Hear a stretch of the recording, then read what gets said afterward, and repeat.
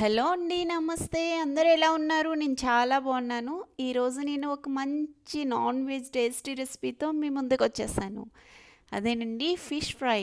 ఈజీగా ఇంట్లోనే వంట రాని వాళ్ళు కూడా ఈజీగా చేసుకోవచ్చు. ఈ ప్రాసెస్ చూస్తే నేను ఇక్కడ ఫస్ట్ ఒక హాఫ్ కిలో చేపల్ని మరీ మందంగా కాకుండా మరీ సన్నగా కాకుండా కట్ చేయించుకొని తీసుకొచ్చి దానిలో కొంచెం పసుపు, సాల్టు అండ్ నిమ్మరసం వేసి బాగా వాష్ చేసుకున్నానండి. ఆ నీచు వాసన పోతుంది నిమ్మరసం అది యాడ్ చేసుకుంటే. తర్వాత ఇప్పుడు స్పైసెస్ అన్నీ యూజ్ చేసుకొని మనం ఒక పేస్ట్ని తయారు చేసుకుందాం. ఫస్ట్ ఒక మిక్సింగ్ బౌల్లో 2 టేబుల్ స్పూన్ కారాన్ని తీసుకున్నాను. మీకు రుచికి తగ్గ మీరు యాడ్ చేసుకోండి. నెక్స్ట్ పావు టేబుల్ స్పూన్ పసుపు, పావు టేబుల్ స్పూన్ జీలకర్ర పౌడర్, ఒక అర టేబుల్ స్పూన్ ధనియాల పౌడర్ అండ్ ఒక పావు టేబుల్ స్పూన్ లేదా అర table spoon garam masala powder and 1 table spoon pepper పౌడర్ని కూడా యాడ్ చేసుకోండి. నెక్స్ట్ అల్లం వెల్లుల్లి పేస్ట్ ఫ్రెష్గా ఆడుకొని 1 టేబుల్ స్పూన్ వరకు యాడ్ చేసుకోండి. నెక్స్ట్ ఒక చెక్క నిమ్మరసం కూడా పిండుకోండి, పిక్కలు లేకుండా తీసుకొని. నెక్స్ట్ 2 టేబుల్ స్పూన్ మనం కార్న్ఫ్లోర్ని కూడా యాడ్ చేసుకోవాలండి. పైన మనకి క్రిస్పీగా రావడానికి ఇది యూజ్ అవుతుంది. కార్న్ఫ్లోర్ లేని వాళ్ళు ఒక అందులో మీరు బియ్యం పౌడర్ని కూడా యాడ్ చేసుకోవచ్చు.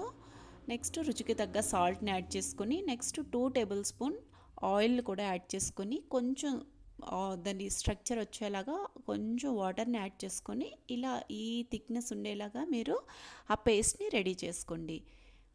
చూడండి, ఇలా ఉంటే సరిపోతుంది థిక్నెస్ అనేది. ఇప్పుడు ఆ పేస్ట్ని మనం బాగా ఈ ఫిష్ పీసెస్ అన్నిటికి బాగా మ్యాగ్నెట్ చేసుకోవాలి కదండి. దానికోసం ముందు వీటిని అప్లై చేయండి. ఈ పేస్ట్ అంతటిని ఆ ముక్కలకి రెండు వైపులా నీట్గా అప్లై చేయండి.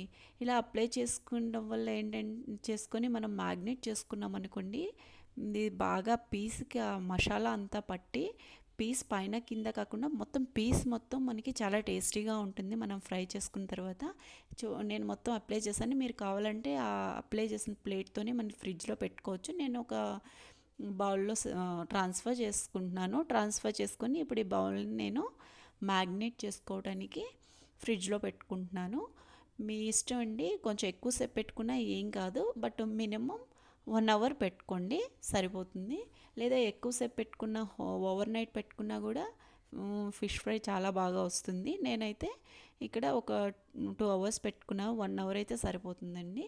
ఎక్కువసేపు పెట్టుకున్నా పర్వాలేదు. ఇప్పుడు నేను వీటిని ఫ్రై చేసుకోవడానికి ఒక ప్యాన్లో ఒక 3 table spoon to 4 table spoon oil వేసుకున్నాను. అది హీట్ అయ్యాక కరివేపాకు ఫ్లేవర్ చాలా బాగుంటుందండి. ఫస్ట్ కరివేపాకు ఫ్రై చేసి తర్వాత మనం ఫిష్ ఫ్రై చేస్తే ఆ కరివేపాకును ఫ్రై చేశాను. ఒక పావు కప్పు వరకు ఫ్రై చేసి వాటిని సెపరేట్ చేసాను.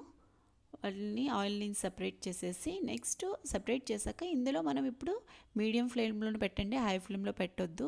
ఫిష్ మాడిపోతుంది, పైన బాగా దూరగా వేగుతాయండి. ఇలా మీడియం ఫ్లేమ్లో పెట్టి మనం ఫిష్ పీసెస్ని మ్యాగ్నేట్ చేసుకున్నాం కదా, ఆ ఫిష్ పీసెస్ని మనకి కళాయికి తగ్గట్టు ఎన్ని పీసెస్ సరిపోతే అన్ని పీసెస్ యాడ్ చేసుకుని నేను ఇక్కడ 3 యాడ్ చేశాను.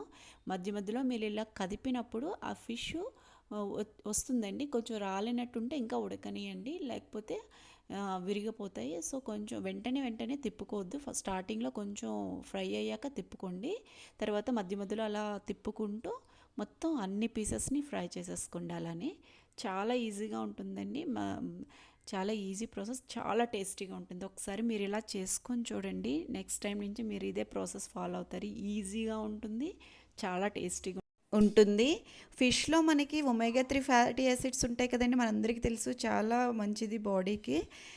ఇందులో అనేక అదర్ పోషక విలువలు కూడా ఉంటాయి.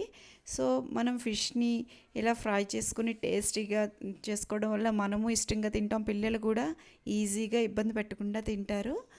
సో మీరు కూడా ఇంట్లో ఒకసారి ట్రై చేసి ఎలా వచ్చిందో నా కామెంట్ సెక్షన్లో తెలియజేయండి. మీకు ఈ వీడియో నచ్చితే వీడియోని లైక్ చేసి షేర్ చేసి నా ఛానల్ని సబ్స్క్రైబ్ చేసుకోండి. Thanks for watching my videos. Thank you. Bye bye.